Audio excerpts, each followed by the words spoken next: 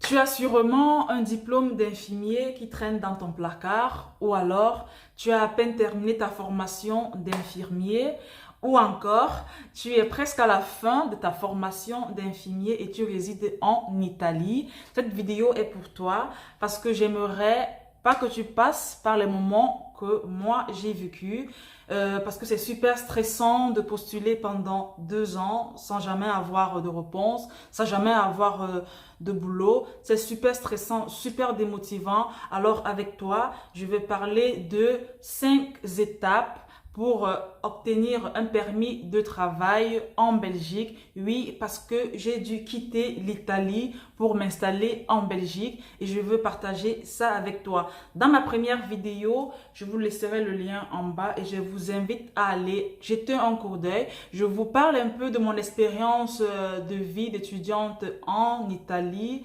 et puis je vous dis aussi pourquoi j'ai dû, autant pour moi, partir de là. Alors, on va aller directement dans le vif du sujet et on va énumérer ici les 5 étapes qui te permettront justement d'obtenir un permis de travailleur en Belgique.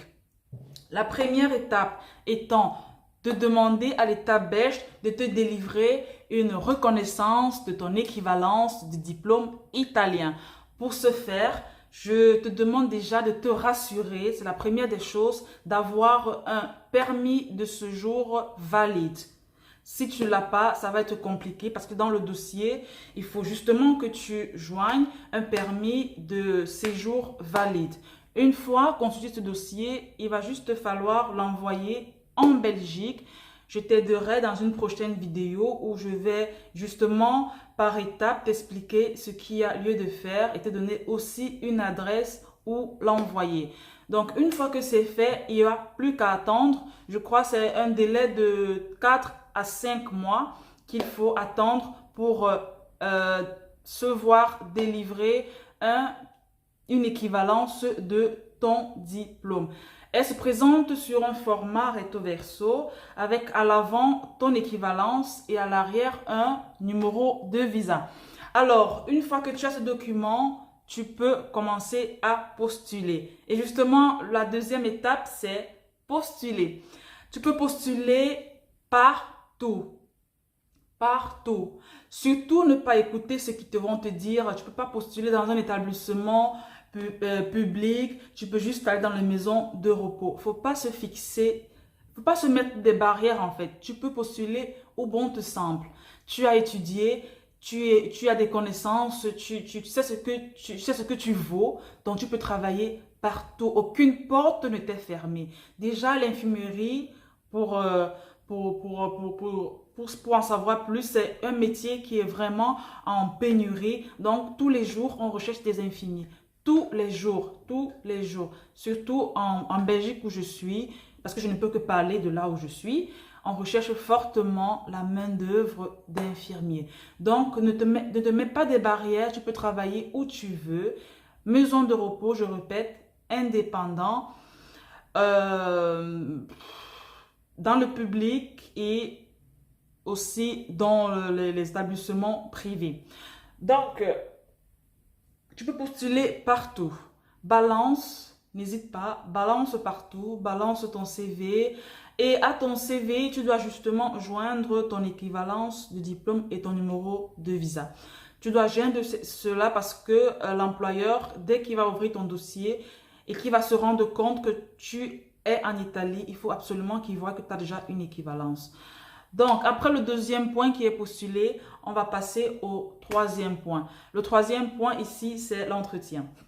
L'entretien qui généralement est un gros stress pour tous parce qu'on se demande à quoi on s'attend, on se demande qu'est-ce qu'on va nous poser comme question, qui est-ce que j'aurai en face de moi.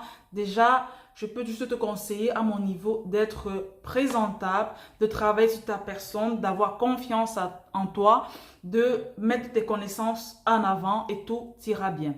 Après ce troisième point qui est l'entretien, on va passer au quatrième point qui est la signature de ton contrat. Parce que normalement, après l'entretien, on est censé signer un contrat. Pour moi, c'est ce qui s'est passé. Juste après l'entretien, j'ai dû signer un contrat. Après avoir signé ton contrat, tu passes ici au cinquième point. Le cinquième point qui est constituer les documents pour établir ton permis B, ton permis de travail, ton passeport pour aller travailler en Belgique. Ce permis B, justement, tu le constitues avec l'aide des ressources humaines qui vont t'aider à acheminer ce dossier à la commune. Et encore ici, il y a une longue période d'attente, malheureusement, qui est passée aujourd'hui à 1 an. En 2017, quand moi je l'ai fait, j'ai dû attendre 5 mois.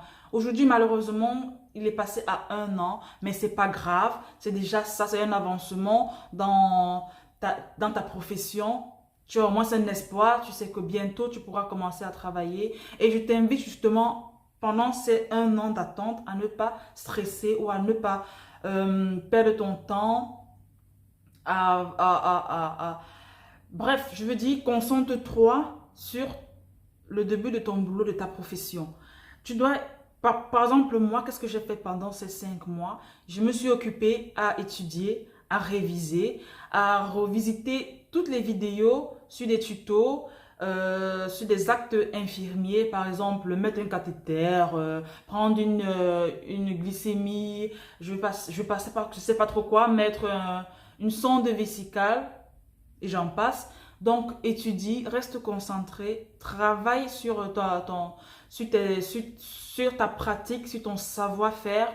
Et bref, garde ta mémoire en éveil parce que dès que ton permis B est prêt, tu vas vraiment aller dans la chose, tu vas rentrer dedans et ça va vite aller. Et il faut prouver à ton employeur il a fait le bon choix en te prenant toi. Donc, travaille sur toi, reste en éveil et surtout, mets le Seigneur devant tous tes projets. Moi, j'ai toujours fait comme ça. J'ai toujours mis le Seigneur devant mes projets et ça a marché. Parce que sans lui, je ne serais pas où je suis.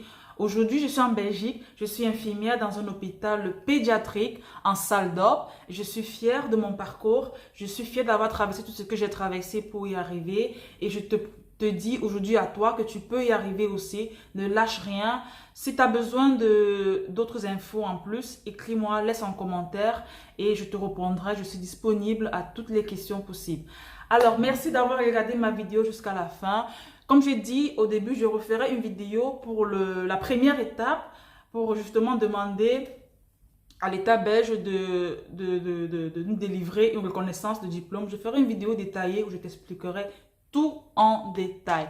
Merci d'avoir regardé ma vidéo. Je suis Christelle Womo. Abonne-toi, like et partage et rendez-vous pour la prochaine vidéo. Bisous!